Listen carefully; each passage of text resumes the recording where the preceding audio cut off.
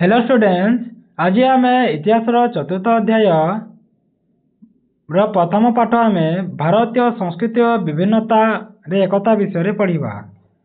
तो कौन सी समाज रे यार सभ्य मान जरिया तथा सामूहिक मूल्यबोधरे थिबा परिपक्वता और मार्जित चिंताधारार प्रतिफलन होची संस्कृति। तो आचार और व्यवहार, खाद्य और पोशाक, भाषा और साहित्य, शिक्षा और ज्ञान विज्ञान और वैषयिक विद्या, आमर धर्म और विश्वास, प्रथा और परंपरा, पर्वपर्वाणी और रीतिनीति, नृत्य और संगीत एवं कला और स्थापित होइछि संस्कृतिर उपादान। तो जो देश में उपादान गुड़िक जेते उन्नत थिबो सेही देश संस्कृति सेतिकी महान मध्य थिबो। तो यही परिप्रेक्षी आम भारतीय संस्कृति अत्यंत उच्चकोटीर थाए। तो यार एक स्वतंत्र रही एवं से स्वतंत्र ही भारतीय संस्कृतिर परिचय अटे। तो भारतीय संस्कृतिर स्वतंत्र आलोचना करने पूर्व आम यार वैशिष्ट्य गुड़िक विषय जानिबा। तो भारतीय संस्कृतिर वैशिष्ट्य विषय जानिबा। तो प्रथम देखा आम प्राचीनता विषय रे। तो आग काल कौन कौन थिला आम संस्कृति परंपरा। तो ख्रीष्टपूर्व प्राय 3000 मसीह भारतर उत्तर पश्चिम रे गढ़ी उठी सिंधु सभ्यतार ही भारतर एक नियमित संस्कृतिर उद्भव होइथिला। तो यही संस्कृतिर उन्नत शहरी जीवन यापन, परिमल व्यवस्था, पोशाक परिच्छद, खाद्यपेय, कृषि, वाणिज्य, शिल्पकला, वैज्ञानिक ज्ञान, बासगृह, धार्मिक चेतना तथा आमोद प्रमोद प्रायतः भारतीय संस्कृतिर मूलदुआ रूपे स्थापन होइछि। एटा तुम देख पार्थिव सिंधु सभ्यतार सहर गुड़िक चित्र। तापर यापरे वैदिक सभ्यता समय भारतीय संस्कृति रे आध्यात्मिक ज्ञान और सामाजिक चेतना प्रवेश करिथिला।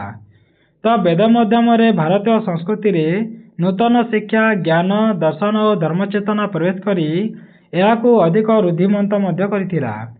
तो सिंधु सभ्यतार द्राविड़ मानक स्थान रे वैदिक जुगर आर्य माने भारत रे बसति स्थापन करी कृषि और पशुपालन भली जीविका निर्वाह करथिले। एक निर्दिष्ट शासन प्रणाली एवं एक संगठित राजनीतिक और सामाजिक व्यवस्था मध्य प्रचलन करने सहित भारतीय संस्कृति को आहुरी मध्य उन्नत करथिले। तो सिंधु सभ्यता और वैदिक सभ्यतार संस्कृति भारतीय संस्कृति रे मूल्य उत्स अटे। तो यहीपरि भारतर संस्कृति प्राय 5000 वर्ष ठार मध्य अधिक पुरातन। तापर आम जानिबा निरवच्छिन्नता विषय रे।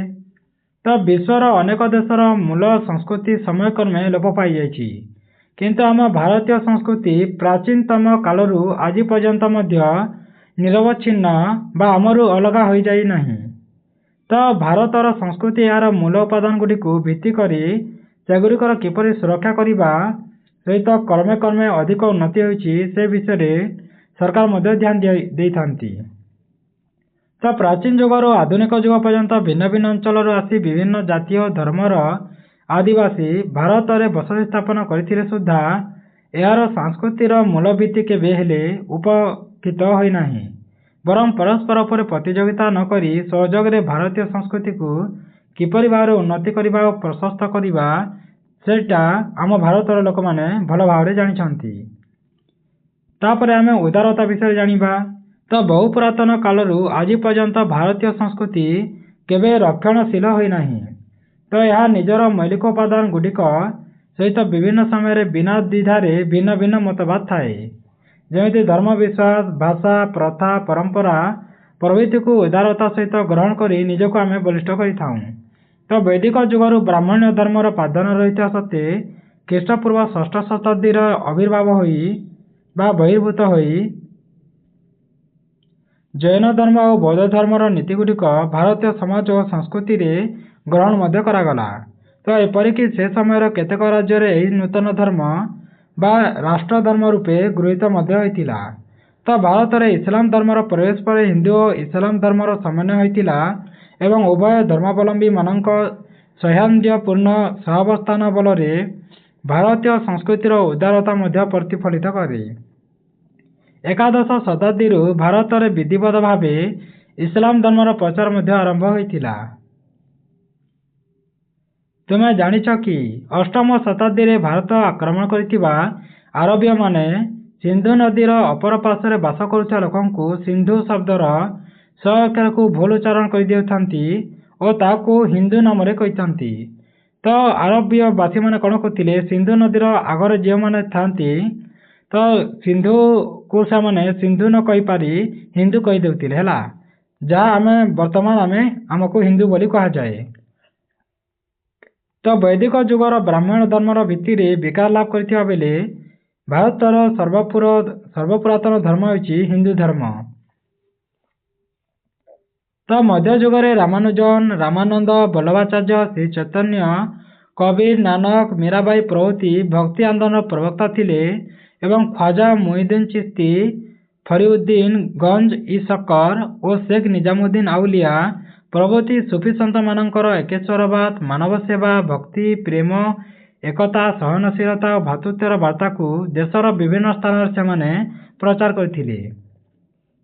ତ ପାଶ୍ଚାତ୍ୟ ଦେଶଗୁଡ଼ିକର ଭାରତକୁ ଆଗମନ ପରେ ଖ୍ରୀଷ୍ଟଧର୍ମ ତଥା ପାଶ୍ଚାତ୍ୟ ଦର୍ଶନ, ସାହିତ୍ୟ, ବିଜ୍ଞାନ ଓ ସଂସ୍କୃତିକୁ ମଧ୍ୟ ତଦାରଖ ସହ ଗ୍ରହଣ ମଧ୍ୟ କରିଥିଲେ।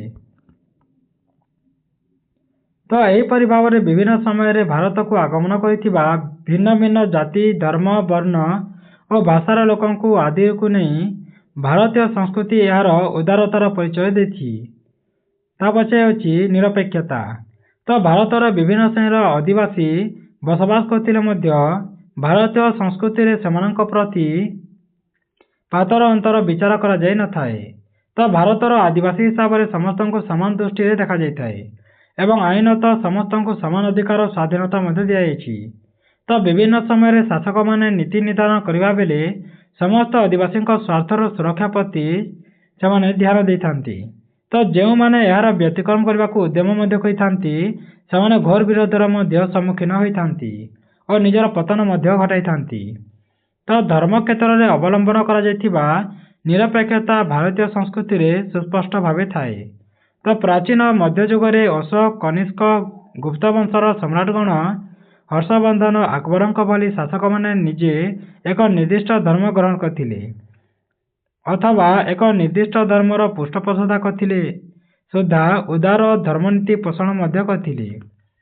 ସେ ସମୟରେ ଅନ୍ୟ ସମସ୍ତ ଧର୍ମାବଲମ୍ବୀମାନେ ନିଜର ଧର୍ମମତ ଅନୁଯାୟୀ ଧାର୍ମିକ କାର୍ଯ୍ୟ ସମ୍ପାଦନ କରିବା ପାଇଁ ସ୍ୱାଧୀନତା ମଧ୍ୟ ଦେଉଥିଲେ ଏବଂ ସମସ୍ତଙ୍କ ପ୍ରତି ସମାନ ଶାସନ ନୀତି ମଧ୍ୟ ପ୍ରୟୋଗ କରୁଥିଲେ। ପୁରାତନ ଓ ମଧ୍ୟଯୁଗର କେତେକ ଧର୍ମୀୟ କୃତିକୁ ଛାଡ଼ିଦେଲେ ଭାରତରେ କଲା ଓ ସାହିତ୍ୟ କୌଣସି ଏକ ନିର୍ଦ୍ଦିଷ୍ଟ ଗୋଷ୍ଠୀକୁ ସମର୍ଥନ ବା ପୃଷ୍ଠପୋଷକତା କରିବା ଉଦ୍ଦେଶ୍ୟରେ ସୃଷ୍ଟି କରାଯାଇପାରେ ନାହିଁ। ତ ଭାରତର ସମ୍ବିଧାନରେ ମଧ୍ୟ ଧର୍ମନିରପେକ୍ଷତାକୁ ନିଶ୍ଚିତ କରିବା ପାଇଁ ବ୍ୟବସ୍ଥା ମଧ୍ୟ କରାଯାଇଛି। ତୁମେ ଜାଣିଛ କି ଭାରତୀୟ ସମ୍ବିଧାନର ତୃତୀୟ ଭାଗରେ ଉଲ୍ଲେଖ କରାଯାଇଛି ଯେ ନାଗରିକମାନଙ୍କ 6ଟି ମୌଳିକ ଅଧିକାର ମଧ୍ୟରେ ପ୍ରତ୍ୟେକ ନାଗରିକଙ୍କୁ ଧାରା 14ରୁ ଧାରା 18 ଅନୁଯାୟୀ ସମାନତାର ଅଧିକାର ଦିଆଯାଇଛି ଓ ଧାରା 25ରୁ 28 ଅନୁଯାୟୀ ଧର୍ମଗତ ସ୍ୱାଧୀନତାର ଅଧିକାର ମଧ୍ୟ ଦିଆଯାଇଛି। ଏହା ବ୍ୟତୀତ 1976 ମସିହାରେ ଗୃହୀତ 42ତମ ସମ୍ବିଧାନ ସଂଶୋଧନ ଅନୁଯାୟୀ ସମ୍ବିଧାନର ଭୂମିକାରେ ଭାରତକୁ ଏକ ସାର୍ବଭୌମ ଗଣତାନ୍ତ୍ରିକ ସାଧାରଣତନ୍ତ୍ରରେ ଗଠନ କରିବା ସଂକଳ୍ପକୁ ମଧ୍ୟ ପରିବର୍ତ୍ତନ କରାଯାଇଛି ଓ ଭାରତକୁ ଏକ ସାର୍ବଭୌମ ସମାଜବାଦୀ ଧର୍ମନିରପେକ୍ଷ ଗଣତାନ୍ତ୍ରିକ ସାଧାରଣତନ୍ତ୍ରରେ ଗଠନ କରିବାର ସଂକଳ୍ପ ମଧ୍ୟ ଏଥିରେ ଲେଖାଗଲା। ତାପରେ ବ୍ୟାପକତା ବିଷୟରେ ଜାଣିବା କିପରି ବ୍ୟାପିଗଲା। ତ ଭାରତୀୟ ସଂସ୍କୃତି ବିଭିନ୍ନ ଜାତି, ଧର୍ମ, ବର୍ଣ୍ଣ ଓ ଭାଷାକୁ ନେଇ ବିକଶିତ ହୋଇଛି। ତ ଏହି ସଂସ୍କୃତିରେ ବିଭିନ୍ନ ପ୍ରକାର ପ୍ରଥା ଓ ପରମ୍ପରାର ସମ୍ମିଶ୍ରଣ ମଧ୍ୟ ଘଟିଛି। ତ ଭାରତୀୟମାନଙ୍କ ଉଦାର ମନୋଭାବ ଯୋଗୁଁ ବହିର୍ଦେଶର ଅଧିବାସୀଙ୍କ ଆଗମନରେ ଭାରତର ମୂଳ ସଂସ୍କୃତି ସେମାନଙ୍କ ସଂସ୍କୃତି ଦ୍ୱାରା କେତେକାଂଶରେ ପ୍ରଭାବିତ ମଧ୍ୟ ହୋଇଥିଲା ବା ମିଶି ଯାଇଥିଲା। ତ ପ୍ରାଚୀନ ଯୁଗରୁ ଆଧୁନିକ ଯୁଗ ପର୍ଯ୍ୟନ୍ତ ବିଭିନ୍ନ ଦେଶ ସହିତ ଭାରତର ବାଣିଜ୍ୟିକ ସମ୍ପର୍କ ପରସ୍ପରର ସଂସ୍କୃତି ଉପରେ ପ୍ରଭାବ ମଧ୍ୟ ପକାଇଛି। ଏହି ସବୁ କାରଣରୁ ଭାରତୀୟ ସଂସ୍କୃତି ବ୍ୟାପକ ହୋଇପାରିଛି।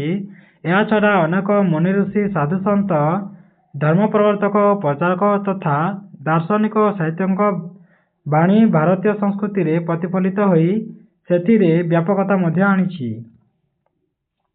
ତ ସିନ୍ଧୁ ସଭ୍ୟତାକୁ ଆରମ୍ଭ କରି ମୌର୍ଯ୍ୟ ଯୁଗ, କୁଷାଣ ଯୁଗ, ଗୁପ୍ତ ଯୁଗ, ତୁର୍କୀ ଶାସନ ଓ ମୋଗଲ ଶାସନ ଓ ଇଂରେଜ ଶାସନ ସମୟରେ ଉତ୍କୃଷ୍ଟ ଚିତ୍ରକଳା, ଶିଳ୍ପକଳା, ସ୍ଥାପତ୍ୟ, ଭାସ୍କର୍ଯ୍ୟ ମଧ୍ୟ ଭାରତୀୟ ସଂସ୍କୃତିକୁ ବ୍ୟାପକ ମଧ୍ୟ କରିଛି। ତାପରେ ସାର୍ବଜନୀନତା ବିଷୟରେ ଜାଣିବା। ତ ଭାରତୀୟ ସଂସ୍କୃତି କେବଳ ଭାରତ ମଧ୍ୟରେ ଆବଦ୍ଧ ରହି ଦେଶ ବାହାରେ ଅନ୍ୟାନ୍ୟ ଅନେକ ଦେଶରେ ସଂସ୍କୃତିକୁ ମଧ୍ୟ ପ୍ରଭାବିତ କରିଛି। ଯେମିତି ସିନ୍ଧୁ ସଭ୍ୟତା ଏହାର ସମକାଳୀନ ବହିର୍ଦେଶ ସଭ୍ୟତା ସହିତ ବାଣିଜ୍ୟିକ ସମ୍ପର୍କ ମଧ୍ୟ ସ୍ଥାପନ କରିଥିଲା ବା ବିଜନେସ୍ କରୁଥିଲା, ଯାହାଦ୍ୱାରା ଭାରତୀୟ ସଂସ୍କୃତି ଇରାନ, ଇଜିପ୍ଟ, ମେସୋପଟାମିଆ ଓ ଗ୍ରୀସ୍ ଦେଶରେ ମଧ୍ୟ ବ୍ୟାପି ଯାଇଥିଲା। ଆଲେକ୍ଜାଣ୍ଡାରଙ୍କ ଭାରତ ଆକ୍ରମଣ ସମୟରେ ତାଙ୍କ ସହିତ ଆସିଥିବା ଗ୍ରୀକ୍ ଐତିହାସିକ, ଦାର୍ଶନିକ, ବୈଜ୍ଞାନିକଗଣ ମଧ୍ୟ ଅନେକ କ୍ଷେତ୍ରରେ ଭାରତକୁ ଜ୍ଞାନ ଆହରଣ କରି ସେଗୁଡ଼ିକ ତାଙ୍କ ଦେଶରେ ପ୍ରଚଳନ ମଧ୍ୟ କଲେ। ତୁମେ ଜାଣିଛ କି ଗ୍ରୀକ୍ ସମ୍ରାଟ ଆଲେକ୍ଜାଣ୍ଡାରଙ୍କ ଖ୍ରୀଷ୍ଟପୂର୍ବ 327ରେ ଭାରତ ଆକ୍ରମଣ ଫଳରେ ପ୍ରାଚ୍ୟ ଓ ପାଶ୍ଚାତ୍ୟ ମଧ୍ୟରେ ବାଣିଜ୍ୟିକ ସମ୍ପର୍କ ସ୍ଥାପିତ ହୋଇ ଉଭୟ ଦେଶର ସଂସ୍କୃତି ପ୍ରଭାବିତ ହୋଇଥିଲା।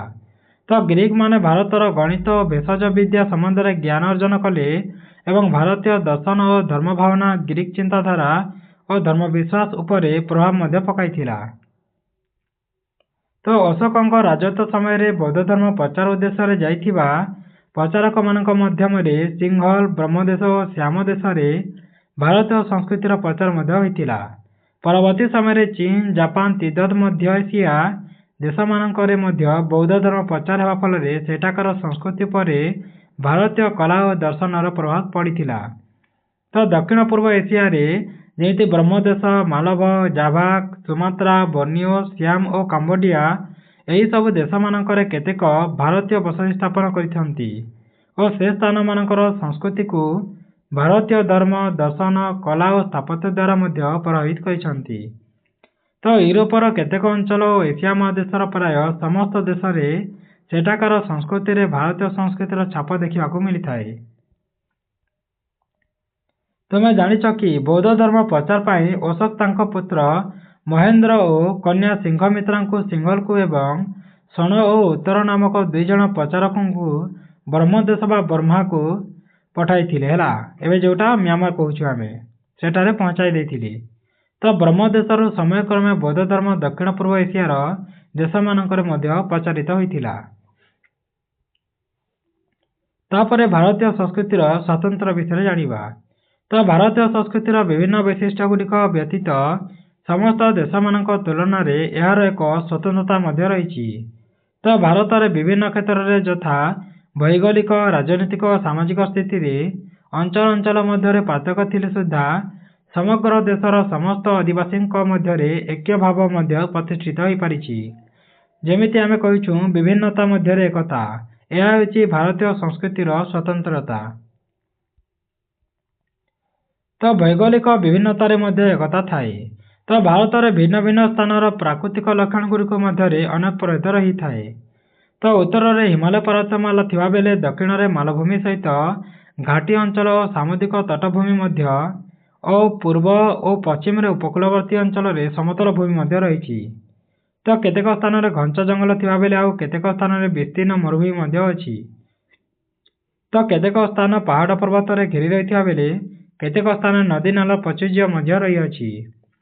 ତ କେଉଁଠାରେ ନଦୀ ଉପତ୍ୟକାର ଉର୍ବର ମାଟି ଉପଲବ୍ଧ ହେଉଥିବା ବେଳେ କେଉଁ କେଉଁ ଜାଗାରେ ଟାଙ୍ଗରା ଜମିର ଅନୁର୍ବର ମାଟି ଶସ୍ୟ ଉତ୍ପାଦନ ଏବଂ ତାହାର ପ୍ରତିକୂଳ ପରିସ୍ଥିତି ସୃଷ୍ଟି ମଧ୍ୟ କରିପାରିଛି। ତ ଭୌଗୋଳିକ ସ୍ଥିତିର ପ୍ରଭେଦ ଯୋଗୁଁ ମଧ୍ୟ ଭାରତରେ ଭିନ୍ନ ଭିନ୍ନ ପ୍ରକାର ଜଳବାୟୁ ଅନୁଭୂତ ହୋଇଥାଏ। ଯେମିତି ମରୁଭୂମି ଅଞ୍ଚଳରେ ପ୍ରଖର ଗ୍ରୀଷ୍ମ ହୋଇଥାଏ ତ ହିମାଳୟରେ ବରଫାଚ୍ଛନ୍ନ ମଧ୍ୟ ହୋଇଥାଏ, ଯାହା ଶୀତଳ ପ୍ରବଳ ଶୀତ ହୋଇଥାଏ। ତ ଦାକ୍ଷିଣାତ୍ୟ ପାହାଡ଼ିଆ ଅଞ୍ଚଳରେ ଶୁଷ୍କ ଜଳବାୟୁ ତଥା ପୂର୍ବ ଓ ପଶ୍ଚିମରେ ଥିବା ଉପକୂଳବର୍ତ୍ତୀ ଅଞ୍ଚଳରେ ମଧ୍ୟ ଆର୍ଦ୍ର ଗ୍ରୀଷ୍ମମଣ୍ଡଳୀୟ ଜଳବାୟୁ ହେତୁ ଭାରତରେ ମେରୁ ଦେଶୀୟ ନାତିଶୀତୋଷ୍ଣ ଓ ଗ୍ରୀଷ୍ମମଣ୍ଡଳୀୟ ସମସ୍ତ 3 ପ୍ରକାର ଜଳବାୟୁ ଆମ ଭାରତରେ ଅନୁଭୂତ ହୁଏ। ତ ଉତ୍ତର ପୂର୍ବ ସୀମା ଅଞ୍ଚଳରେ ବାର୍ଷିକ ବୃଷ୍ଟିପାତ ହାର ପ୍ରାୟ 12,000 ମିଲିଲିଟର ହେଉଥିବା ବେଳେ ପଶ୍ଚିମାଞ୍ଚଳରେ ଏହି ହାର 75 ମିଲିମିଟର ଠାରୁ ବି କମ୍ ହୋଇଥାଏ। ତ ବିଭିନ୍ନ ପ୍ରକାର ଭୂମି ଅଛି ଓ ଜଳବାୟୁ ଯୋଗୁଁ ମଧ୍ୟ ଭାରତରେ ଅନେକ ପ୍ରକାର ବୃକ୍ଷଲତା, ଫଳ, ପୁଷ୍ପ ଓ ପଶୁପକ୍ଷୀ ମଧ୍ୟ ଦେଖାଯାଇଥାନ୍ତି। ତ ଏହିସବୁ ଭୌଗୋଳିକ ବିଭିନ୍ନତା ସତ୍ତ୍ୱେ ଭାରତର ପରିସୀମା ମଧ୍ୟରେ ଯେକୌଣସି ଆଦିବାସୀ ସ୍ୱାଧୀନ ଭାବେ ଗୋଟିଏ ସ୍ଥାନରୁ ଅନ୍ୟ ଏକ ସ୍ଥାନକୁ ଯାତାୟାତ କରିବା ପାଇଁ ବା ଗୋଟିଏ ଅଞ୍ଚଳରୁ ସ୍ଥାନାନ୍ତରିତ ହୋଇ ଅନ୍ୟ ଅଞ୍ଚଳରେ ସ୍ଥାୟୀ ବସତି ସ୍ଥାପନ କରିବା ପାଇଁ କୌଣସି ପ୍ରତିବନ୍ଧକ ନଥିବାରୁ ସମସ୍ତ ଭାରତୀୟଙ୍କ ମନରେ ଏକତା ଭାବ ସୃଷ୍ଟି ହୋଇଥାଏ। ତ ପୌରାଣିକ ତଥ୍ୟ ଅନୁଯାୟୀ ଭାରତର ସମସ୍ତ ଅଞ୍ଚଳ ଜମ୍ବୁ ଦ୍ୱୀପର ଏକ ଅଂଶବିଶେଷ ବା ରାଜା ଭରତଙ୍କ କ୍ଷେତ୍ର ଥିଲା ବୋଲି ଏବଂ ଏହା ଭାରତବର୍ଷ ଭାବରେ ମଧ୍ୟ ନାମିତ ଅଛି। ତ ଏହି କାଳ୍ପନିକ ତଥ୍ୟ ବା କିମ୍ବଦନ୍ତୀ ଭିତ୍ତିରେ ଉତ୍ତରରେ ହିମାଳୟ ଠାରୁ ଦକ୍ଷିଣରେ ଭାରତ ମହାସାଗର ପର୍ଯ୍ୟନ୍ତ ଏବଂ ପୂର୍ବରେ ବ୍ରହ୍ମପୁତ୍ର ନଦୀ ଠାରୁ ପଶ୍ଚିମରେ ସିନ୍ଧୁ ନଦୀ ପର୍ଯ୍ୟନ୍ତ ସମସ୍ତ ଭାରତୀୟ ନିଜକୁ ଭରତ ସନ୍ତତି ରୂପେ ବିବେଚନା କରି ଏକତା ମନୋଭାବ ପୋଷଣ କରିଥାନ୍ତି। ଏହାଛଡ଼ା ପ୍ରାଚୀନ କାଳର ମୁନିଋଷିଗଣ ହିମାଳୟ ପର୍ବତରୁ ଦେବସ୍ଥାନ ଏବଂ ଗଙ୍ଗା ଯମୁନା ନର୍ମଦା ଗୋଦାବରୀ କୃଷ୍ଣା ଓ କାବେରୀ ନଦୀମାନଙ୍କୁ ଦେବୀ ଭାବରେ ବର୍ଣ୍ଣନା କରିଛନ୍ତି ଓ ଭାରତୀୟମାନଙ୍କ ମନରେ ଭାବଗତ ଐକ୍ୟ ଜାଗ୍ରତ କରିଛନ୍ତି। ତୁମେ ଜାଣିଛ କି ସମୁଦ୍ରର ଉତ୍ତର ଭାଗରେ ଓ ବରଫାଚ୍ଛନ୍ନ ପର୍ବତମାଳାର ଦକ୍ଷିଣ ଭାଗରେ ଅବସ୍ଥିତ ସମଗ୍ର ଭୂଖଣ୍ଡରେ ଭଗରଥଙ୍କ ବଂଶଧରମାନେ ବାସ କରୁଥିବାରୁ ଏହି ଅଞ୍ଚଳ ଭରତ ନାମରେ ନାମିତ ବୋଲି ବିଷ୍ଣୁ ପୁରାଣରେ ଉଲ୍ଲେଖ କରାଯାଇଛି। ତାପରେ ଆମେ ରାଜନୈତିକ ବିଭିନ୍ନତାର ଏକତା ମଧ୍ୟ ଦେଖିବା। ତ ଖ୍ରୀଷ୍ଟପୂର୍ବ ଷଷ୍ଠ ଶତାବ୍ଦୀରେ ଭାରତ 16ଟି ମହାଜନପଦ ବା ରାଜ୍ୟରେ ବିଭକ୍ତ ହୋଇଥିଲା। ତ ଭାରତ ଭୂଖଣ୍ଡରେ ଅବସ୍ଥିତ ଥାଇ ମଧ୍ୟ ବିଭିନ୍ନ ସ୍ୱାଧୀନ ରାଜ୍ୟ ପରସ୍ପର ମଧ୍ୟରେ କଲହ କରୁଥିଲେ ବା ଶତ୍ରୁତାପୂର୍ଣ୍ଣ ଭେଦଭାବ ଥିଲା। ତ ପରସ୍ପରର ଉନ୍ନତିରେ ସାହାଯ୍ୟ କରୁନଥିଲେ। ତ ଏପରିକି ବୈଦେଶିକ ଶତ୍ରୁର ଆକ୍ରମଣ ସମୟରେ ମଧ୍ୟ ରାଜ୍ୟଗୁଡ଼ିକର ଶାସକମାନେ ଏକତ୍ର ହୋଇ ଶତ୍ରୁର ସମ୍ମୁଖୀନ ହେଉନଥିଲେ। ତ ସମଗ୍ର ଭାରତ ପାଇଁ ଜଣେ ସାର୍ବଭୌମ ଶାସକର ଅଭାବ ଥିଲା ଏବଂ ରାଜନୈତିକ ବିଭିନ୍ନତାରେ ମଧ୍ୟ ବିଖଣ୍ଡିତ ହୋଇଥିବା କାରଣରୁ ଦେଶରେ ଅନେକ ସୃଷ୍ଟି ମଧ୍ୟ ହୋଇଥିଲା। ତ ଏହି ଅନେକ ବିଖଣ୍ଡିତକରଣରେ କ୍ରମେ ଭାରତୀୟଙ୍କ ମନରେ ଐକ୍ୟଭାବ ପ୍ରତିଷ୍ଠିତ ହୋଇଥିଲା। ତ ପ୍ରାଚୀନ ଯୁଗରେ ଚନ୍ଦ୍ରଗୁପ୍ତ ମୌର୍ଯ୍ୟ, ଅଶୋକ, ପ୍ରଥମ ଚନ୍ଦ୍ରଗୁପ୍ତ, ସମୁଦ୍ରଗୁପ୍ତ, ବିକ୍ରମାଦିତ୍ୟ ପ୍ରଭୃତି ଶାସକମାନେ ଭାରତର ଅନେକ ରାଜ୍ୟ ଜୟ କରିବା ପରେ ନିଜର ସାମ୍ରାଜ୍ୟ ଗଠନ କରିଥିଲେ ଏବଂ ସମସ୍ତ ବିଜିତ ରାଜ୍ୟମାନଙ୍କୁ ଏକ ଶାସନାଧୀନ କରି ଏକତା ଭାବ ଆଣିଥିଲେ। ସେମାନେ ନିଜକୁ ମହାରାଜ, ରାଜାଧିରାଜ, ମହାରାଜାଧିରାଜ, ଚକ୍ରବର୍ତ୍ତୀ ଓ ସମ୍ରାଟ ଭାବେ ଭୂଷିତ କରି ସାର୍ବଭୌମ କ୍ଷମତା ଘୋଷଣା କରିଥିଲେ ଏବଂ ପ୍ରାୟ ସମଗ୍ର ଭାରତକୁ ନିଜ ନିୟନ୍ତ୍ରଣାଧୀନକୁ ଆଣି ଏକତା ଭାବ ସୃଷ୍ଟି କରିଥିଲେ। ମଧ୍ୟଯୁଗରେ ଆଲାଉଦ୍ଦିନ ଖିଲଜୀ, ଫିରୋଜ ଶାହ ତୁଗଲକ, ଆକବର, ଔରଙ୍ଗଜେବ ଓ ଶିବାଜୀ ଅନେକ କ୍ଷୁଦ୍ର ରାଜ୍ୟରୁ ଏକତ୍ର କରି ସେମାନଙ୍କୁ କେନ୍ଦ୍ରୀୟ ଶାସନ ଅଧୀନରେ ରଖିଥିଲେ। ତ ସମସ୍ତଙ୍କ ପାଇଁ ସମାନ ଆଇନ ଓ ସମାନ ନିୟମ ଏବଂ ସମଗ୍ର ସାମ୍ରାଜ୍ୟ ପାଇଁ ଏକ ପ୍ରକାର ମୁଦ୍ରା ପ୍ରଚଳନ କରିଥିଲେ। ଫଳରେ ସାମ୍ରାଜ୍ୟର ସମସ୍ତ ମଧ୍ୟରେ ଏକତା ଭାବ ମଧ୍ୟ ଜାଗ୍ରତ ହୋଇଥିଲା। ଭାରତ ଇଂରେଜ ଶାସନ ଦିନରୁ ଆସିବା ପରେ ଇଂରେଜମାନଙ୍କ ଦ୍ୱାରା ସମସ୍ତ ଭାରତୀୟଙ୍କ ପାଇଁ ଏକ ପ୍ରକାର ଆଇନ ଲଗା ହୋଇଥିଲା ଓ ଏକ ପ୍ରକାର ଶିକ୍ଷା ପ୍ରଣାଳୀ ତଥା ଡାକତାର ଓ ରେଳ ସେବା ପ୍ରଚଳନ ଫଳରେ ଭାରତୀୟମାନଙ୍କ ମନରେ ଐକ୍ୟ ଭାବ ମଧ୍ୟ ଦୃଢ଼ୀଭୂତ ହୋଇଥିଲା। ତ ଦେଶ ସ୍ୱାଧୀନ ହେବା ପରେ ଓ ଗଡ଼ଜାତ ଗୁଡ଼ିକର ମିଶ୍ରଣ ହେବା ପରେ ଭାରତ ବିଭିନ୍ନ ପ୍ରଦେଶରେ ବିଭକ୍ତ ହୋଇଥିଲେ ସୁଦ୍ଧା ଏକ ସମ୍ବିଧାନ, ଏକ ଜାତୀୟ ପତାକା, ଏକ ଜାତୀୟ ଗାନ, ଏକ ଜାତୀୟ ସଙ୍ଗୀତ ଏବଂ ସର୍ବୋପରି ଏକ ନାଗରିକତ୍ୱ ସମସ୍ତ ଭାରତୀୟଙ୍କ ମଧ୍ୟରେ ରାଜନୈତିକତା ଏକତା ଆଣିପାରିଛି। ତୁମେ ଜାଣିଛ କି 1835ରେ ଭାରତର ଗଭର୍ଣ୍ଣର ଜେନେରାଲ ତଥା ବଡ଼ ଲର୍ଡ ୱିଲିୟମ ବେଣ୍ଟିଙ୍କ ଦ୍ୱାରା ପାଶ୍ଚାତ୍ୟ ଶିକ୍ଷା ପ୍ରଚଳନ ଏବଂ 1854ରେ ଲର୍ଡ ଡେଲହାଉସିଙ୍କ ଦ୍ୱାରା ଭାରତରେ ଏକ ସମାନ ଶିକ୍ଷା ପ୍ରଣାଳୀ ଓ ସ୍ଥାନୀୟ ଭାଷାରେ ପ୍ରାଥମିକ ଶିକ୍ଷାଦାନ ପ୍ରବର୍ତ୍ତକ ହୋଇଥିଲା। ତ 1852ରେ ଦୂର ସ୍ଥାନକୁ ବାର୍ତ୍ତା ପ୍ରେରଣ ପାଇଁ ତାର ବ୍ୟବସ୍ଥା ଓ 1854ରେ ଡାକସେବା ପ୍ରଚଳନ କରାଯାଇଥିଲା। 1853ରେ ବମ୍ବେ ଠାରୁ ଥାନେ ପର୍ଯ୍ୟନ୍ତ ପ୍ରଥମ ରେଳପଥ ମଧ୍ୟ ଉନ୍ମୁକ୍ତ ହୋଇଥିଲା। ତାପରେ ଆମେ ଜାତିଗତ ବିଭିନ୍ନତାରେ ଏକତା ଦେଖିବା। ତ ଜାତିରେ ଆମେ କିପରି ବିଭିନ୍ନତା ମଧ୍ୟରେ ଏକତା ତା ବିଷୟରେ ଜାଣିବା। ତ ଭାରତରେ ବିଭିନ୍ନ ପ୍ରକାର ଜାତିର ଲୋକ ବାସ କରିଥାନ୍ତି ଓ ନୃତତ୍ତ୍ୱବିଦ ଯେମିତି ଡକ୍ଟର ବିରଜା ଶଙ୍କର ଗୁହାଙ୍କ ମତରେ ଭାରତରେ 6 ପ୍ରକାର ଜାତିର ଲୋକ ଅଛନ୍ତି। ସେମାନେ ହେଲେ ନେଗ୍ରିଟୋ, ପ୍ରୋଟୋ ଅଷ୍ଟ୍ରେଲଏଡ୍, ମଙ୍ଗୋଲେଡ୍, ମେଡିଟେରେନିଆନ୍ ବା ଦ୍ରାବିଡ଼ିଆନ୍ ଓ ପଶ୍ଚିମ ବ୍ରାସିଫେଲାସସ୍ ଓ ନର୍ଡିକ୍ ବା ଇଣ୍ଡୋ ଆରିଆନ୍ ଏହି ସବୁ ରହିଛନ୍ତି। ତ ଭାରତରେ ବିବିଧ ଜାତିର ବସତି ପାଇଁ ଐତିହାସିକ ଭିନସେଣ୍ଟ ସ୍ମିଥ କହିଛନ୍ତି ଯେ ବୈଜ୍ଞାନିକ ପଦ୍ଧତିରେ ବିଭିନ୍ନ ମାନବ ଗୋଷ୍ଠୀର ତୁଳନାତ୍ମକ ଅଧ୍ୟୟନ ପାଇଁ ଭାରତ ଏକ ସଂଗ୍ରହାଳୟ ବୋଲି କହିଛନ୍ତି। ତ ଭାରତର ଜନସଂଖ୍ୟା ବିଭିନ୍ନ ପ୍ରକାର ଲୋକଙ୍କ ସମଷ୍ଟି ବୋଲି କହିଛନ୍ତି ସେ। ତ ସେମାନଙ୍କ ମଧ୍ୟରେ ଜଙ୍ଗଲୀ ଜନଜାତି, ଗ୍ରୀକ୍, ଶକ, କୁଷାଣ, ହୁନ, ମଙ୍ଗୋଲୀୟ, ଆରବୀୟ, ତୁର୍କୀ ଓ ଆଫଗାନ ଲୋକ ଆମ ଭାରତରେ ବସବାସ କରୁଛନ୍ତି। ତ ଭାରତରେ ବିଭିନ୍ନ ଜାତିର ଲୋକ ବାସ କରୁଥିଲେ ସୁଦ୍ଧା କାଳକ୍ରମେ ସେମାନଙ୍କର ପରସ୍ପର ସହିତ ସମ୍ମିଶ୍ରଣ ଓ ଭାରତର ମୂଳ ସଂସ୍କୃତି ଗ୍ରହଣ ଫଳରେ ସେମାନଙ୍କ ମଧ୍ୟରେ ଭାରତୀୟ ଭ୍ରାତୃତ୍ୱଭାବ ଜାଗ୍ରତ ହୋଇପାରିଛି ଏବଂ ଜାତୀୟ ପ୍ରକାର ଭେଦରେ ଜାତୀୟ ଐକ୍ୟ ସୃଷ୍ଟି ମଧ୍ୟ ହୋଇପାରିଛି। ତ ପ୍ରତ୍ୟେକ ଜାତିର ସଂସ୍କୃତି ପରମ୍ପରା ଗ୍ରହଣ ଫଳରେ ସେମାନଙ୍କ ମଧ୍ୟରେ ଭାରତୀୟ ଭ୍ରାତୃତ୍ୱଭାବ ଜାଗ୍ରତ ହୋଇଛି ଏବଂ ଜାତୀୟ ପ୍ରକାର ଭେଦରେ ଜାତୀୟ ଐକ୍ୟ ସୃଷ୍ଟି ମଧ୍ୟ ହୋଇଛି। ତ ପ୍ରତ୍ୟେକ ଜାତିର ସଂସ୍କୃତି ପ୍ରତି ଅନ୍ୟ ଜାତିର ସମାନ ପ୍ରଦର୍ଶନ ପୂର୍ବକ ଭିନ୍ନ ଭିନ୍ନ ଜାତିର ଆଦିବାସୀଙ୍କ ମଧ୍ୟରେ ସମନ୍ୱୟ ସ୍ଥାପିତ କରିବା ବା ଏକତା ଭାବ ସଞ୍ଚାରିତ କରିବା, ଏହା ଆମ ଭାରତର ଲୋକମାନଙ୍କର ଧର୍ମ ବୋଲି କୁହାଯାଇଛି। ତ ବିଦେଶାଗତ ଲୋକମାନଙ୍କ ମଧ୍ୟରେ ଭାରତରେ ସ୍ଥାୟୀ ଭାବେ ବସବାସ କରିବା ଓ ଭାରତୀୟ ଜୀବନଯାପନ ପ୍ରଣାଳୀକୁ କିପରି ଭାବରେ ଆଦରି ନେଇ ବା ମୂଳ ଭାରତୀୟମାନଙ୍କ ସହିତ ଏକ ହୋଇଯାଇ ପାରିଛନ୍ତି ଏବଂ ସମସ୍ତେ ନିଜକୁ ଭାରତୀୟ ଭାବେ ପରିଚିତ କରାଉଛନ୍ତି। ବା ଯଦି ଗୋଟିଏ ଦେଶର ଯଦି ଲୋକ ଆସୁଛନ୍ତି ଆମ ଦେଶରେ ରହିବା ପାଇଁ, ତାହାକୁ ମଧ୍ୟ ସେମାନେ ମଧ୍ୟ ନିଜକୁ ନିଜେ ଗର୍ବିତ କରୁଛନ୍ତି ଯେ ସେମାନେ ଗୋଟିଏ ଭାରତୀୟ ହେଲା। ବିଦେଶରୁ ଆସିକି ମଧ୍ୟ ଯଦି ନାଗରିକ ପାଉଛନ୍ତି ଭାରତରେ, ତ ସେମାନେ ନିଜକୁ ନିଜେ ଭାରତୀୟ ହିଁ କହୁଛନ୍ତି। ତାପରେ ଅଛି ଧର୍ମଗତ ବିଭିନ୍ନତାରେ ଏକତା। ତ ଧର୍ମରେ ମଧ୍ୟ କିପରି ଭାବରେ ଏକ ବିଭିନ୍ନତା ମଧ୍ୟରେ ଏକତା ଅଛି ତା ବିଷୟରେ ମଧ୍ୟ ଜାଣିବା। ତ ଭାରତରେ ମୁଖ୍ୟତଃ 6ଟି ଧର୍ମ ସମ୍ପ୍ରଦାୟ ଲୋକ ବାସ କରିଥାନ୍ତି। ତ ଭାରତର ଜନସଂଖ୍ୟାର ଶତକଡ଼ା ହାର କ୍ରମେ ଯଦି ଆମେ ଦେଖିବା ତାହେଲେ ହିନ୍ଦୁ ପ୍ରଥମେ, ମୁସଲମାନ 2 ନମ୍ବର, ଖ୍ରୀଷ୍ଟିଆନ, ଶିଖ, ବୌଦ୍ଧ ଓ ଜୈନ ଏପରି ଭାବରେ ଅଛନ୍ତି। ତ ଏମାନଙ୍କ ବ୍ୟତୀତ ଭାରତରେ ଅଳ୍ପ କେତେକ ଜୋରାଷ୍ଟ୍ରୀୟ, ଇହୁଦୀ ଓ ବାହାଇ ଧର୍ମ ମଧ୍ୟ ସମ୍ପ୍ରଦାୟ ଲୋକ ମଧ୍ୟ ଅଛନ୍ତି ହେଲା।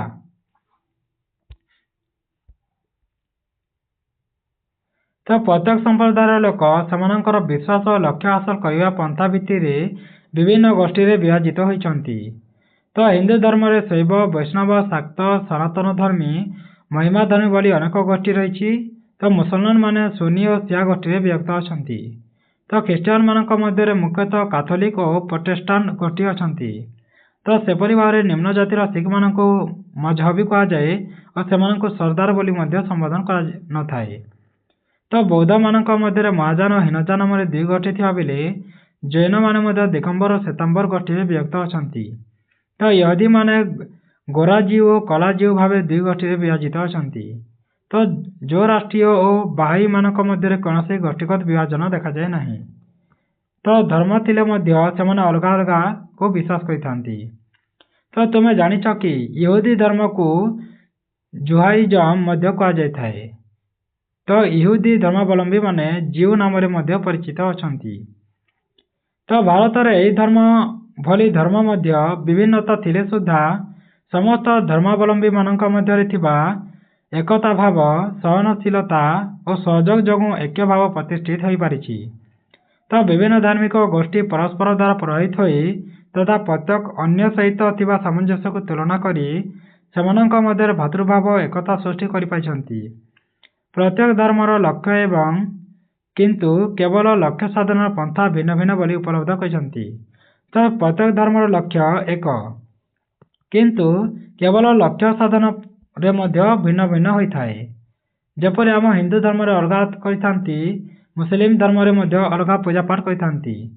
ତ ହେଲେ ଆମେ ସମସ୍ତେ ଏକ ହେଇକି ହିଁ ଆମେ କରିଥାଉ। ତ ସବୁ ଧର୍ମର ଲୋକଙ୍କ ମଧ୍ୟରେ ଐକ୍ୟ ଭାବ ହିଁ ଜାଗ୍ରତ ହୋଇଥାଏ। ଆମ ଭାରତରେ କ'ଣ ହୋଇଥାଏ, ବହୁତ ଧର୍ମର ଲୋକ ଥାନ୍ତି, ହେଲେ ଆମେ କାହାକୁ ବି ଆମେ ଅପମାନ କରିବାନି। ତ ଆମେ ଗୋଟିଏ ଭାରତୀୟ ବୋଲି ଆମେ ଜାଣିପାରିଥାଉ ଆମକୁ। ତ ଭାରତର ପ୍ରତ୍ୟେକ ଧର୍ମର ପର୍ବପର୍ବାଣୀରେ ଧର୍ମମତ ନିର୍ବିଶେଷରେ ସମସ୍ତଙ୍କ ଯୋଗଦାନ ଧର୍ମଗତ ବିଭିନ୍ନତାରେ ଏକତାର ଦୃଢ଼ୀଭୂତ କରାଉଛି। ଯେମିତି ହୋଲି, ଦଶହରା, ଦୀପାବଳି, ଇଦ୍, ମହରମ, ଖ୍ରୀଷ୍ଟମାସ, ନୂଆବର୍ଷ, ବୁଦ୍ଧ ଜୟନ୍ତୀ, ମହାବୀର ଜୟନ୍ତୀ, ଗୁରୁନାନକ ଜୟନ୍ତୀ ପ୍ରଭୃତି କେତେକ ପର୍ବରେ ନିର୍ଦ୍ଦିଷ୍ଟ ଧର୍ମ ମଧ୍ୟରେ ଆଉ ସୀମିତ ହୋଇ ରହିନାହିଁ। ସେହିପରି ବେଦ, ଉପନିଷଦ, ଗୀତା, ରାମାୟଣ ଓ ମହାଭାରତର ମାରମର୍ମ ବ୍ୟକ୍ତିଗତ ଧର୍ମ ମତ ନିର୍ବିଶେଷ ପ୍ରତ୍ୟେକ ଭାରତୀୟଙ୍କୁ ପ୍ରଭାବିତ କରିଛି। ଆମ ଧର୍ମରେ ଯେମିତି ବହୁତ ଧର୍ମ ଅଛି, ହେଲେ ଆମେ ସବୁ ଧର୍ମକୁ ହିଁ ପଢୁଛୁ ହେଲା, ଗୋଟିଏ ଧର୍ମକୁ ତ ପଢୁନାହୁଁ। ସେମିତି ବେଦ, ପୁରାଣ, ରାମାୟଣ, ଭାଗବତ, ମହାଭାରତ ଏହି ସବୁ କ'ଣ ଖାଲି କ'ଣ ହିନ୍ଦୁମାନେ ପଢୁଛନ୍ତି କି? ନାହିଁ। ତ ଯେତିକି ବି ଧର୍ମର ଲୋକମାନେ ଅଛନ୍ତି, ଯାହାକୁ ଭଲ ଲାଗିଥାଏ ସେମାନେ ମଧ୍ୟ ପଢୁଛନ୍ତି ହେଲା। ତ ଭାରତର ଚାରି ଦିଗରେ ସ୍ଥାପିତ ହିନ୍ଦୁ ତୀର୍ଥ ସ୍ଥାନ ଗୁଡ଼ିକୁ ଆମେ ଚତୁର୍ଧାମ ବୋଲିକରି କହିଥାଉ।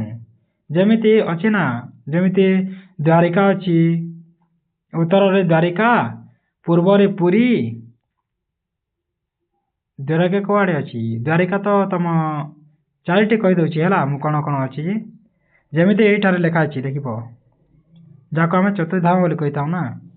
ଏଇଟା ଦେଖିଦିଅ, ଭାରତର ଉତ୍ତର ଦିଗରେ ଉତ୍ତରାଖଣ୍ଡରେ ବଦ୍ରୀନାଥ ଅଛି ଓ ପୂର୍ବରେ ଓଡ଼ିଶାର ପୁରୀ ଅଛି, ଦକ୍ଷିଣରେ ତାମିଲନାଡୁର ରାମେଶ୍ୱରମ ଅଛି ଓ ପଶ୍ଚିମରେ ଗୁଜରାଟର ଦ୍ୱାରକା ଅଛି ହେଲା। ତ ଏହି ତୀର୍ଥ ଗୁଡ଼ିକ ହିନ୍ଦୁ ଧର୍ମର ଚତୁର୍ଧାମ ଭାବେ ପରିଚିତ ଅଟେ। ତ ଏହି ସ୍ଥାନ ଗୁଡ଼ିକୁ ଦେଶ ଜନସଂଖ୍ୟାର ସଂଖ୍ୟାଗରିଷ୍ଠ ହିନ୍ଦୁମାନଙ୍କ ଯାତ୍ରା ଯୋଗୁଁ ହୋଇଥାଏ। ତ ବିଭିନ୍ନ ରାଜ୍ୟରେ ସ୍ଥାପିତ ପ୍ରତ୍ୟେକ ଧର୍ମର ଧର୍ମପୀଠ ଗୁଡ଼ିକୁ ସମ୍ପୃକ୍ତ ଧର୍ମର ବିଶ୍ୱାସୀ ଯାତ୍ରା କରିବା ଦ୍ୱାରା ଧର୍ମଗତ ବିଭିନ୍ନତାରେ ଏକତା ସୃଷ୍ଟି ହୋଇପାରୁଛି। ତ ମଧ୍ୟଯୁଗର ଶେଷ ଭାଗରେ ଭକ୍ତି ଆନ୍ଦୋଳନ ଓ ସୁଫି ଆନ୍ଦୋଳନ ହିନ୍ଦୁ ଓ ମୁସଲମାନମାନଙ୍କ ମଧ୍ୟରେ ଏକତା ସୃଷ୍ଟି ମଧ୍ୟ କରିଥିଲା। ତ ଉଭୟ ଧର୍ମର ସମନ୍ୱୟରେ ପ୍ରତିଷ୍ଠିତ ହୋଇଥିବା ସତ୍ୟପୀର ଧର୍ମମତ ଉଭୟ ସମ୍ପ୍ରଦାୟ ମଧ୍ୟରେ ଏକତା ଭାବ ଜାଗ୍ରତ କରିଥିଲା। ତ ସମ୍ରାଟ ଅଶୋକଙ୍କ ଧର୍ମ ସମ୍ରାଟ ଆକବରଙ୍କ ଦିନ ଇଲାହି ତଥା ଆଧୁନିକ ଯୁଗରେ ରାଜା ରାମମୋହନ ରାୟଙ୍କ ବ୍ରହ୍ମ ସମାଜ, ସ୍ୱାମୀ ଦୟାନନ୍ଦ ସରସ୍ୱତୀଙ୍କ ଆର୍ଯ୍ୟ ସମାଜ ଓ ସ୍ୱାମୀ ବିବେକାନନ୍ଦଙ୍କ ରାମକୃଷ୍ଣ ମିଶନ ଓ ମହାଦେବ ଗୋବିନ୍ଦ ରାଣାଡେଙ୍କ ପ୍ରାର୍ଥନା ସମାଜ ଓ ଆନି ବେସାନ୍ତଙ୍କ ଥିଓସୋଫିକାଲ ସୋସାଇଟି ବା ବ୍ରହ୍ମ ବିଦ୍ୟା ସମିତି, ମିର୍ଜା ଗୁଲାମ ମହମ୍ମଦଙ୍କ ଅହମ୍ମଦିଆ ଆନ୍ଦୋଳନ ଓ ସୈୟଦ ଅହମ୍ମଦ ଖାନଙ୍କ ଅଲିଗଡ଼ ଆନ୍ଦୋଳନ ଏବଂ ସ୍ୱାଧୀନତା ପରବର୍ତ୍ତୀ ଭାରତରେ ଧର୍ମନିରପେକ୍ଷତା ପାଇଁ ସାମ୍ବିଧାନିକ ବ୍ୟବସ୍ଥା ପ୍ରତ୍ୟେକ ଧର୍ମ ପ୍ରତି ସମ୍ମାନ ଦେଇଥାଏ ଓ ସହନଶୀଳତା ମଧ୍ୟ ଦେଇଥାଏ, କାରଣ ଐକ୍ୟଭାବ ପ୍ରତିଷ୍ଠା ଓ ଧର୍ମାନ୍ଧତା ଦୂରୀକରଣ ପାଇଁ ଏହା ବାର୍ତ୍ତା ଦେଇ ଆସୁଅଛି ଆମ ଭାରତ। ଫଳରେ ଭାରତରେ ଧର୍ମଗତ ବିଭିନ୍ନତାରେ ଏକତା ସୃଷ୍ଟି ହେବା ସମ୍ଭବପର ହୋଇପାରିଛି। ତ ତମେ ଏହାକୁ ମନେ ରଖିଥିବ ହେଲା, ଯେମିତି କେଉଁ ଆନ୍ଦୋଳନ କେତେ ମସିହାରେ ହୋଇଥିଲା। ତ ଏଟା ଦେଖିପାରୁଥିବ, ଧର୍ମ କେତେ ହୋଇଥିଲା ଖ୍ରୀଷ୍ଟପୂର୍ବ 260 ରୁ ଖ୍ରୀଷ୍ଟପୂର୍ବ 240, ଦିନ ଇଲାହି ତ ଖ୍ରୀଷ୍ଟପୂର୍ବ 1581, ବ୍ରହ୍ମ ସମାଜ 1828, ଆର୍ଯ୍ୟ ସମାଜ 1875, ରାମକୃଷ୍ଣ ମିଶନ 1897, ପ୍ରାର୍ଥନା ସମାଜ 1876, ଥିଓସୋଫିକାଲ ସୋସାଇଟି 1886, ଅହମ୍ମଦିଆ ଆନ୍ଦୋଳନ କେବେ ହେଇଥିଲା 1889, ଅଲିଗଡ଼ ଆନ୍ଦୋଳନ କେବେ ହେଇଥିଲା 1875। ଏହି ସବୁ ତମେ ଏହାକୁ ମନେ ରଖିବାକୁ ପଡ଼ିବ। ଆଉ ଯିଏ କ'ଣ କିଏ କରିଛନ୍ତି ତାହାକୁ ମଧ୍ୟ ମନେ ରଖିବାକୁ ହେବ ହେଲା, କାହିଁକିନା ପରୀକ୍ଷାରେ ପଡ଼ିପାରେ। ଏଇ ସବୁ ମୁଁ ଯେତିକି କହିଲି ଏଇଟା ସବୁ, ଯେମିତି ଅଶୋକଙ୍କର ଧର୍ମ ସମ୍ରାଟ ଆକବରଙ୍କର ଦିନ ଇଲାହି କରିଥିଲେ, ସେମିତି ରାଜା ରାମମୋହନ ରାୟ ବ୍ରହ୍ମ ସମାଜ କରିଥିଲେ, ସ୍ୱାମୀ ଦୟାନନ୍ଦ ସରସ୍ୱତୀ ଆର୍ଯ୍ୟ ସମାଜ କରିଥିଲେ, ସ୍ୱାମୀ ବିବେକାନନ୍ଦ ରାମକୃଷ୍ଣ ମିଶନ କରିଥିଲେ, ମହାଦେବ ଗୋବିନ୍ଦ ରାଣାଡେ ଏଇସବୁ ଯେଉଁଟା କରିଥିଲେ ତମକୁ ସବୁ ମନେ ରଖିବାକୁ ପଡ଼ିବ, ପରୀକ୍ଷାରେ ପଡ଼ିପାରେ ହେଲା, ଏଇଟା ସବୁ ପଡ଼ିପାରେ। ତ ଭାଷାଗତ ବିଭିନ୍ନତାରେ ଏକତା ବିଷୟ ଜାଣିବା। ତ ଆମେ ଭାଷାରେ କେମିତି ଆମେ ଏକତା ଅଛୁ ସେ ବିଷୟରେ ମଧ୍ୟ ଜାଣିବା। ତ ଭାରତର ସମ୍ବିଧାନରେ 22ଟି ଭାଷାକୁ ସ୍ୱୀକୃତି ଦିଆଯାଇଛି। ତ ସ୍ୱୀକୃତ 22ଟି ଭାଷା ଯେମିତି ଆସାମୀ, ବଙ୍ଗାଳୀ, ବୋଡୋ, ଡୋଗ୍ରୀ, ଗୁଜରାଟୀ, ହିନ୍ଦୀ, କନ୍ନଡ଼, କାଶ୍ମୀରୀ, କୋଙ୍କଣୀ, ମୈଥିଲି, ମାଲୟାଲମ, ମଣିପୁରୀ, ମାରାଠୀ, ନେପାଳୀ, ଓଡ଼ିଆ, ପଞ୍ଜାବୀ, ସଂସ୍କୃତ, ସାନ୍ତାଳୀ, ସିନ୍ଧୀ, ତାମିଲ, ତେଲୁଗୁ ଓ ଉର୍ଦ୍ଦୁ। ଏସବୁ 22ଟି ଭାଷା ଅଛି ହେଲା ଆମ ସମ୍ବିଧାନରେ। କିନ୍ତୁ ଦେଶରେ ପ୍ରାୟ 1652ଟି ମାତୃଭାଷା ଥିବାର ଅନୁମାନ କରାଯାଏ ହେଲା। ତ ଏହା ବ୍ୟତୀତ ଭାରତରେ 544ଟି କଥିତ ଭାଷା ମଧ୍ୟ ଅଛି। ଏତେଟା କହିଥାଉ ହେଲା, 544ଟି ଭାଷା। ତ ଭାରତରେ ପ୍ରତ୍ୟେକ ଅଞ୍ଚଳରେ ଭାଷା ଭିନ୍ନ ଥାଏ ଏବଂ ଗୋଟିଏ ଅଞ୍ଚଳରେ ଏକାଧିକ ଭାଷାର ବ୍ୟବହାର ମଧ୍ୟ କରାଯାଏ। ତ ଇଂରାଜୀ, ଆରବୀ ଓ ଫାରସୀ ଭଳି ବିଦେଶୀ ଭାଷା ମଧ୍ୟ ଅଛି ଭାରତରେ। ତ ଏହି ଭାଷାଗତ ବିଭିନ୍ନତାରେ ମଧ୍ୟ ଏକତା ମଧ୍ୟ ରହିଅଛି। ଭାରତର ସର୍ବପୁରାତନ ଭାଷା ହେଉଛି ପ୍ରାକୃତ। ତ ପରେ ପରେ ପାଲି ଆସିଲା ଓ ସଂସ୍କୃତ ଭାଷାର ମଧ୍ୟ ପ୍ରଚଳନ ହେଲା। ତ ଗୁପ୍ତ ଯୁଗରୁ ସଂସ୍କୃତ ଭାଷାର ଗୁରୁତ୍ୱ ବୃଦ୍ଧି ପାଇଥିଲା ଓ ସମୟକ୍ରମେ ଅନେକ ଆଞ୍ଚଳିକ ଭାଷାର ଉତ୍ପତ୍ତି ମଧ୍ୟ ହେଲା। ତ ଆଞ୍ଚଳିକ ଭାଷାଗୁଡ଼ିକର ବହୁ ଅଂଶ ସଂସ୍କୃତ ଭାଷାରୁ ଆନିତ ହେବାରୁ ତାହା ଭାଷାଗତ ବିଭିନ୍ନତାରେ ଏକତା ଭାବରେ ଆଣିବାରେ ସାହାଯ୍ୟ ମଧ୍ୟ କରିଥିଲା। ତ ମୁସଲମାନମାନଙ୍କର ଆଫଗାନ ଫଳରେ ଭାରତରେ ଉର୍ଦ୍ଦୁ ଓ ଫରାସୀ ଭାଷା ପ୍ରଚଳନ ହୋଇଥିଲା। ହିନ୍ଦୀ ଭାଷା ସହିତ ଏହି ଭାଷାଗୁଡ଼ିକର ସାମଞ୍ଜସ୍ୟ ରହିଥିବା ହେତୁ ସେମାନଙ୍କ ମଧ୍ୟରେ ଥିବା ପାର୍ଥକ୍ୟ ଅତି ସ୍ପଷ୍ଟ ଭାବେ ପରିଲକ୍ଷିତ ମଧ୍ୟ ହୋଇଥିଲା। ତ ବ୍ରିଟିଶ ଶାସନ ସମୟରେ ଭାରତରେ ଇଂରାଜୀ ଭାଷାର ପ୍ରଚଳନ ଫଳରେ ଶିକ୍ଷାଦାନ ମାଧ୍ୟମ ରୂପେ ତଥା ସରକାରୀ କାର୍ଯ୍ୟରେ ଓ କୋର୍ଟ କଚେରୀରେ ଇଂରାଜୀ ଭାଷାର ବ୍ୟବହାର କରାଗଲା। ଏହା ସମସ୍ତ ଭାରତବାସୀଙ୍କୁ ଏକ ଶାସନ ଅଧୀନରେ ରଖିବା ପାଇଁ ଉଦ୍ଦିଷ୍ଟ ଥିଲା, କିନ୍ତୁ ଏହା ପରୋକ୍ଷରେ ଭାରତୀୟମାନଙ୍କ ମଧ୍ୟରେ ଏକତା ଜାଗ୍ରତ ମଧ୍ୟ କରିବାରେ ସାହାଯ୍ୟ କରିଥିଲା। ତ ସ୍ୱାଧୀନ ଭାରତରେ ହିନ୍ଦୀ ଭାଷାକୁ ରାଷ୍ଟ୍ରଭାଷାର ମାନ୍ୟତା ଦିଆଗଲା ଏବଂ ହିନ୍ଦୀ, ଇଂରାଜୀ ଓ ଆଞ୍ଚଳିକ ଭାଷାକୁ ନେଇ ତ୍ରିଭାଷା ନୀତି ମଧ୍ୟ ପ୍ରଚଳନ କରାଗଲା।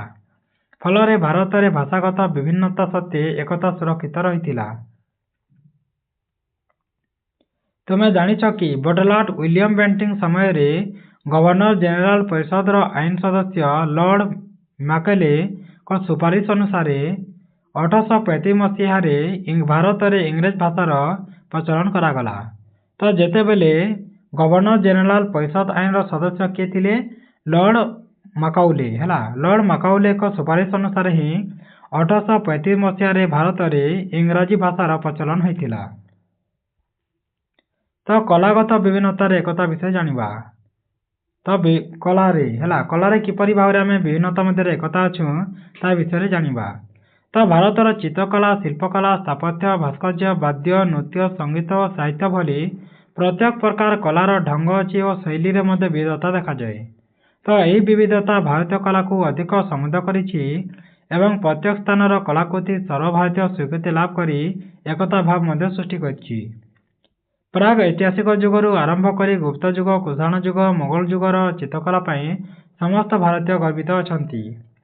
ଭାରତରେ ପ୍ରସ୍ତୁତ ବିଭିନ୍ନ ପ୍ରକାର ଶିଳ୍ପକଳାଗୁଡ଼ିକ ସମଗ୍ର ଦେଶରେ ଓ ଦେଶ ବାହାରେ ପ୍ରଶଂସିତ ଓ ବ୍ୟବହୃତ ହୋଇ ଐକ୍ୟ ଭାବ ସୃଷ୍ଟି କରିଛନ୍ତି। ତ ଭିନ୍ନ ଭିନ୍ନ ଶୈଳୀରେ ନିର୍ମିତ ମନ୍ଦିରଗୁଡ଼ିକ, ମସଜିଦ, ଗିର୍ଜା ଓ ଗୁରୁଦ୍ୱାର ତଥା ଗୁମ୍ଫାମାନଙ୍କର ସ୍ଥାପତ୍ୟ ଓ ଭାସ୍କର୍ଯ୍ୟ ଭାରତୀୟ କଳାର ନିଦର୍ଶନ ରୂପ ରୂପେ ପରିଚିତ ଅଛି। ପ୍ରାଚୀନ କାଳରେ ମନ୍ଦିର ଓ ଗୁମ୍ଫାମାନଙ୍କ ଗାତ୍ରରେ ଖୋଦିତ କଳାକୃତି ଭାରତୀୟ କଳାର ଏକ ସ୍ୱତନ୍ତ୍ର ପରିଚୟ ଦିଏ। ଭାରତ ଗ୍ରୀକ୍ ଶୈଳୀର ମିଶ୍ରଣରେ ଇଣ୍ଡୋ-ଗ୍ରୀକ୍ କଳା ଶୈଳୀ ଏବଂ ହିନ୍ଦୁ ଓ ମୁସଲମାନମାନଙ୍କ ଶୈଳୀରେ ମିଶ୍ରଣରେ ଇଣ୍ଡୋ-ଇସଲାମିକ୍ କଳା ଶୈଳୀରେ ନିର୍ମିତ ଅନେକ ସାମଗ୍ରୀ ଭାରତୀୟଙ୍କ ମନରେ ଗର୍ବ ଆଣି ଏକତା ଭାବ ମଧ୍ୟ ଜାଗ୍ରତ କରିଥାଏ।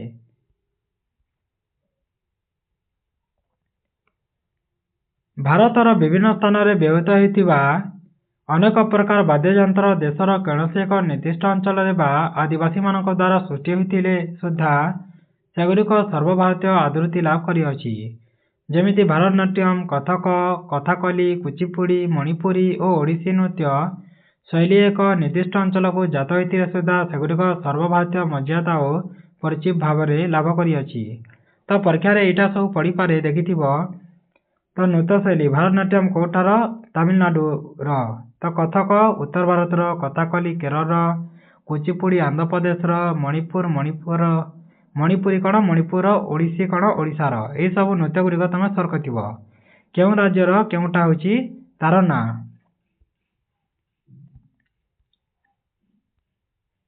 ତ ଭାରତର ସମସ୍ତ ଶାସ୍ତ୍ରୀୟ ସଙ୍ଗୀତ ସମବେଦର ଉତ୍ପନ୍ନ ହୋଇଥାଏ। ତ ଅନେକ ସଙ୍ଗୀତ ଲୋକଗୀତରୁ ହିଁ ସୃଷ୍ଟି ହୋଇଥାଏ। ଯେମିତି ରାଗଭୂପାଲି, ଅହିର, ଭୈରବ, ସାରଙ୍ଗ, ହିନ୍ଦୁସ୍ତାନୀ ଏଇଟା ସବୁ ଭାରତୀୟ ଲୋକ ଗୀତରୁ ହିଁ ଆନିତ ଅଛି। ଫଳରେ ସଙ୍ଗୀତ କଳାର ବିଭିନ୍ନତାରେ ଏକତା ସୃଷ୍ଟି ହୋଇପାରିଛି। ଭାରତର ବିଭିନ୍ନ ଅଞ୍ଚଳର ଜନପ୍ରିୟ ସାହିତ୍ୟ ଅନ୍ୟ ଭାଷାରେ ଅନୁଦିତ ହୋଇ ମଧ୍ୟ ସର୍ବଭାରତୀୟ ସ୍ୱୀକୃତି ଲାଭ କରି ଆଞ୍ଚଳିକ ସାହିତ୍ୟ ପରିବର୍ତ୍ତେ ଭାରତୀୟ ସାହିତ୍ୟ ଭାବେ ପରିଗଣିତ ହୁଏ ଏବଂ ସାହିତ୍ୟର ବିଭିନ୍ନତାରେ ଏକତା ସୃଷ୍ଟି କରିଥାଏ। ତ ଉପରଲିଖିତ ଆଲୋଚନାରୁ ଆମେ ଜାଣିଥାଉ ଯେ ଭାରତୀୟ ସଂସ୍କୃତିର ସ୍ୱତନ୍ତ୍ର ପରିଚୟ ଅଛି। ତ ବିଭିନ୍ନତାରେ ଏକତା ଭଳି ସ୍ୱତନ୍ତ୍ର ପୃଥିବୀର ଅନ୍ୟ କୌଣସି ଦେଶର ସଂସ୍କୃତିରେ କ୍ୱଚିତ ପରିମାଣରେ ହିଁ ଦେଖାଯାଇଥାଏ। ତ ଏହି ବିବିଧତା ଭାରତୀୟ ସଂସ୍କୃତିକୁ ବହୁ ସଂସ୍କୃତି ବିଶିଷ୍ଟ କରି ଉନ୍ନତ ଓ ସମୃଦ୍ଧ କରିଛି ଏବଂ ଏହା ଦେଶର ଏକତାକୁ ମଧ୍ୟ ସୁଦୃଢ଼ କରିବାରେ ଲାଗିପଡ଼ିଛି। ଏଇଟା ଥିଲା ଭାରତୀୟ ସଂସ୍କୃତି ବିଷୟରେ। ତ ଯଦି ଏହି ଭିଡ଼ିଓଟି ତୁମମାନଙ୍କୁ ଭଲ ଲାଗିଥାଏ ତେବେ ତୁମ ସାଙ୍ଗମାନଙ୍କ ସହିତ ସେୟାର କରିଦେବ ଓ ଯଦି ତୁମେ ସବସ୍କ୍ରାଇବ୍ କରିନାହ ତାହେଲେ ସବସ୍କ୍ରାଇବ୍ ମଧ୍ୟ କରିଦେବ। ଧନ୍ୟବାଦ।